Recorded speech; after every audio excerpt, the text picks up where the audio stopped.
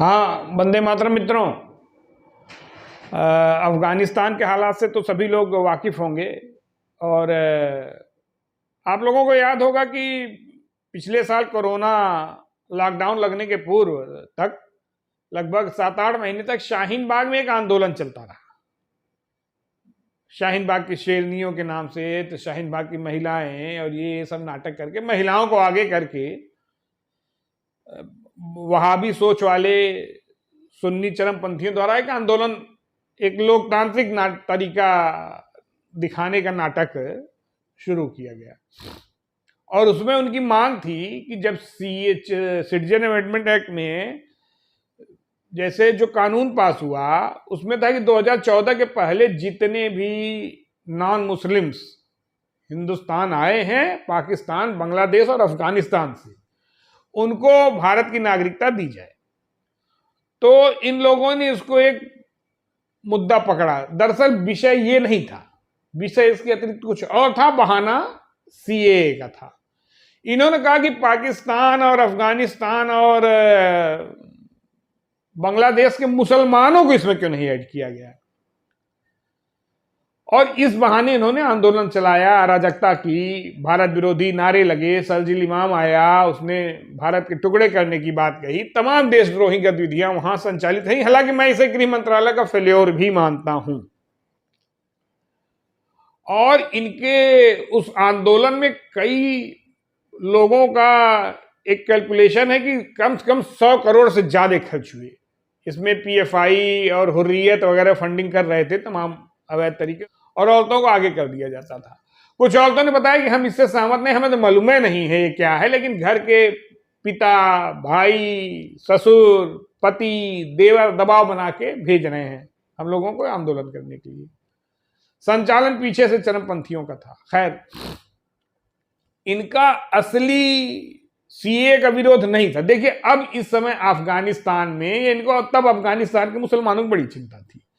इस समय अफगानिस्तान में तमाम मुस्लिम मारे जा रहे हैं, महिलाओं के साथ शोषण हो रहा है, उठा लिए जा रहे हैं। इनको अब महिलाओं के अधिकार, मुस्लिमों की चिंता इनको अब नहीं हो रही है।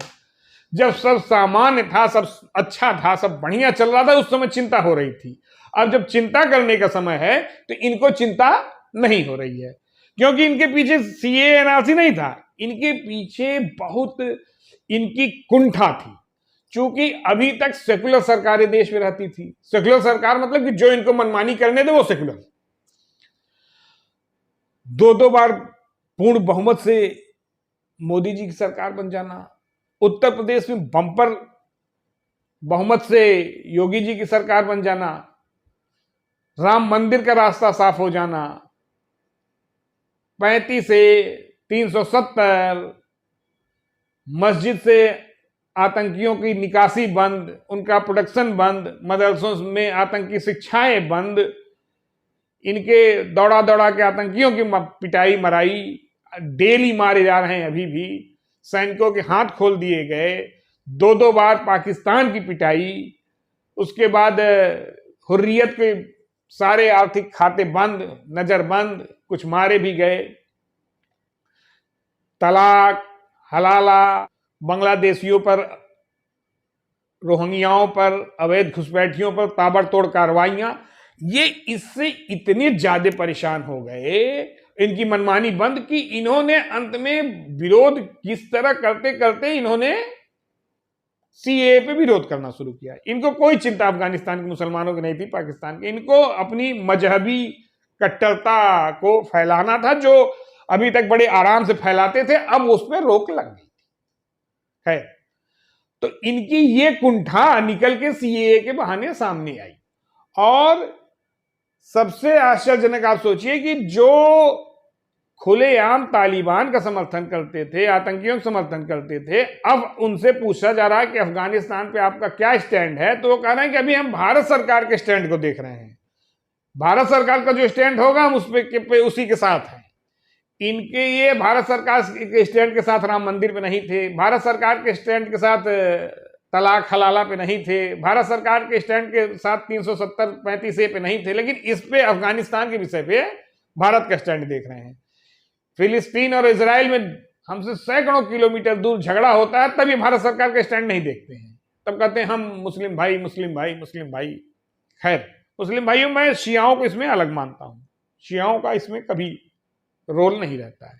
और इनके कुछ ऐसे नेता हैं जिनके बयान पाकिस्तान और तालिबान से मिलते जुलते हैं, और मुनव्वर राणा जैसे तमाम और कुछ जो जिनको समाज में एक स्थान है, ऐसे लोगों ने कहा कि तालिबान हमारे देश का क्या नुकसान कर रहा है।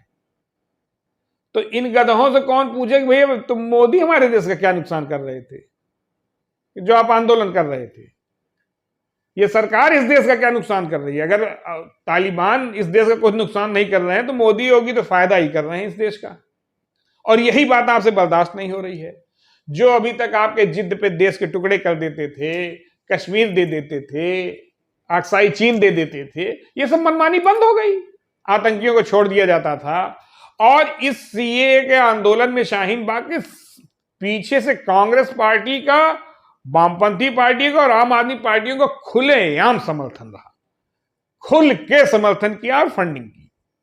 खैर, और अब इनको अफगानिस्तान की देखिए आप चिंता नहीं हो रही है, अफगानिस्तान की महिलाओं की, बच्चों की। नहीं तो लेके महीनों ठंड में बच्चे मर गए, तमाम कुछ महिलाओं के साथ अभद्र व्यवहार हुआ, वहां कुछ महिलाओं का शोषण हुआ, तमाम खबरें आई। खैर, विषय यह था कि इनका उद्देश्य सीए के खिलाफ नहीं था, इनको सीए के खिलाफ नहीं करना था। इनको इनकी मनमर्जी जो अभी तक करते आ रहे थे सेक्युलरिज्म के नाम पे, वो इनकी बंद हो गई। इनके पाकिस्तान के प्रेम संबंध बंद हो गए, इनकी पिटाई शुरू हो गई, आतंकियों की दौड़ दौड़ के मराई शुरू हो गई। तो ये कष्ट इनका जैसे कुंठा बढ़ते बढ़ते बढ़ते बढ़ते बढ़ते एकदम जब ब्लास्ट की स्थिति पाई, तो सीए को बहाना बना के इन लोगों ने नेतागिरी शुरू कर दी, और महिलाओं को आगे करके। और थोड़ा गिर मंत्रालय फेल्योर, मैं ये मानता हूं महिलाएं अगर आगे न रही होती तो पुरुषों ये तो इनको पीट के ठीक कर देते, 2-4 घंटे ज्यादा आंदोलन न कर पाते। खैर, और आप एक चीज देखिए, इनका इस देश में इतनी सहूलियत इनको मिली, पिछली सरकारों ने इतनी सहूलियत दी कि संसाधनों पहला हक मुसलमानों का या ये आया एक्सेट्रा एक्सेट्रा, कि ये सिविल मामलों में शरीयत चाहते हैं और क्रिमिनल मामलों में आईपीसी। सिविल मामलों में शरीयत चाहते हैं और ये पूरा शरीयत नहीं चाहते। अफगानिस्तान के शरीयत की प्रशंसा कर रहे हैं, लेकिन अपने देश में पूरी शरीयत लागू हो मुसलमानों पे, ये नहीं चाहेंगे कि चोरी करने पर हाथ काट दो, गर्दन काट दो, ईंटे से मार डालो। तो ये वाला ये नहीं मानते। इस सबसे दुनिया में सबसे बेस्ट, सबसे आराम पसंद या सबसे ज्यादा सुविधाजनक इस्लाम अगर कहीं है तो हिंदुस्तान में है। पिछली सरकारों ने इनको मनमानी की छूट दी थी, इस नाते इनको अब मनमानी करने की आदत थी, तो अब इनको ये खराब लग रहा था। और देखिए, वो सीए के अफगानिस्तान के नागरिकों की इतनी चिंता थी, लेकिन इस समय अफगानिस्तान के नागरिकों की एक भी शाहीन बाग की शेरनियों को चिंता नहीं हो रही है, न आंदोलन जीवियों को कोई चिंता हो रही है। उस समय तमाम आंदोलन जीवी, शर्जील इमाम, तमाम लोग वहां, यही जो किसान आंदोलन में पहुंचे थे, ये वही वहां भी पहुंचे थे। खैर, एक भारत में टुकड़े टुकड़े गैंग है, वो भी सक्रिय हो गया था। इस समय अफगानिस्तान के मामले में चुप्पे साधे हुए भारत के टुकड़े कर रहा था, कश्मीर को अलग कर रहा था, कन्हैया कुमार, उमर खालिद वगैरह। तो अब ये सब एकदम गायब है, अब ये परिदृश्य से एकदम गायब है। और एक चीज आप लोग जान लें,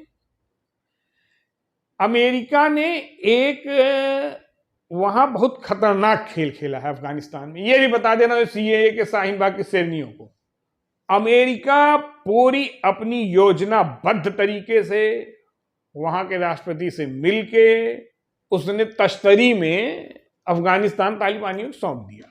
और सिर्फ सौंपा ही नहीं, 85 करोड़ डॉलर के हथियारों के साथ राष्ट्रपति से कहा तुम उड़ जाओ, इनको हथियार दे दो। अब उसका भुगतान भी अमेरिका को करना पड़ेगा। 13-14 सैनिक मारे गए। लेकिन अमेरिका ने एक परमानेंट जंग चीन, अफगानिस्तान और पाकिस्तान के बीच छोड़ दी है, काफी हथियार देके गया है। अब चीन अभी सपोर्ट कर रहा है, जैसे पहले अमेरिका करता था, बाद में इनको मानना पड़ा। अभी उइगर मुसलमानों वाला मामला लेके अभी तो शुरुआत में सपोर्ट चाहिए, फिर पाकिस्तान और अफगानिस्तान के बॉर्डर पे बहुत तनाव होने वाला है। ये वहां से इन्फिल्ट्रेट करेंगे, जाएंगे आएंगे, पाकिस्तान में भी शरिया और थोड़ा सा वहां दो सभ्यताओं के बीच भीषण युद्ध होगा। फिर ये चीन पे घुसने की कोशिश करेंगे और चीन अफगानिस्तान पे कब्जा करने की कोशिश करेगा। आने वाले समय में आप ये देखिएगा कि अफगानिस्तान को एकदम उजाड़ दिया जाएगा, अफगानिस्तान बुरी तरह जड़ जाएगा। कुछ हिस्सा हो सकता है भारत के भी कब्जे में आ जाए, कुछ हिस्सा चीन के कब्जे में आ जाए, और शेरनियां निकलेंगी नहीं शाहीन बाग की, अब नहीं निकलेंगी। टीवी पे खुलेआम देख रहे हैं बच्चियों का शोषण हो रहा है, महिलाओं का शोषण हो रहा है, उठाया जा रहा है उनकी गिनती। तो कहने का मतलब कि यहां इनको सीएस का फुल फॉर्म नहीं जानते हैं, एनआरसी का मतलब नहीं जानते हैं, इनको बस ये जानते हैं कि हमको हमारी मनमानी करने की छूट ये सरकारें नहीं देंगी। योगी पीटेगा, मोदी पीटेगा, अमित शाह पीटेगा अगर हमने मनमानी की तो सीए के बहाने असली विरोध ये था। एक झटका इनको तब लगा था जब स्वर्गीय श्री कल्याण सिंह जी की सरकार थी कि बाबरी कलंक, उसके बाद सरकार नहीं हमारी बन पाई ज्यादा समय के लिए। तो ये समझते हैं, और ये मैं ये चाहता हूं कि इस तरह के आंदोलन होते रहें, क्योंकि हमारे सोया हुआ हिंदू समाज तभी जगेगा जब इनको उपद्रव करते देखेगा और टीवी दिखाएगा। कहने का मतलब कि एक जागरूक व्यक्ति 5 सोए हुए लोगों को जागरूक करे, क्योंकि ये अपनी धन लिप्सा में, लालच में, हवस में, अपने व्यक्तिगत स्वार्थ में इतने लगे हुए हैं। हमारी हिंदू कौम, मैं खुद बता रहा हूं कि अगर हमारे पड़ोस के घर में आग लगी तो भाई हमसे क्या मतलब।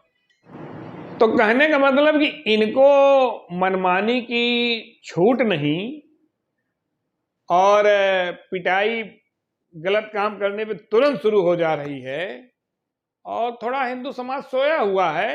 अब इनको ये है कि अब हिंदू जग रहा है, इनकी असली टेंशन ये है। तो मेरा निवेदन है कि अगर सही में अफगानिस्तान के मुस्लिम समाज की चिंता है तो शाहीन बाग की शेरनियां एक बार फिर निकलें। धन्यवाद।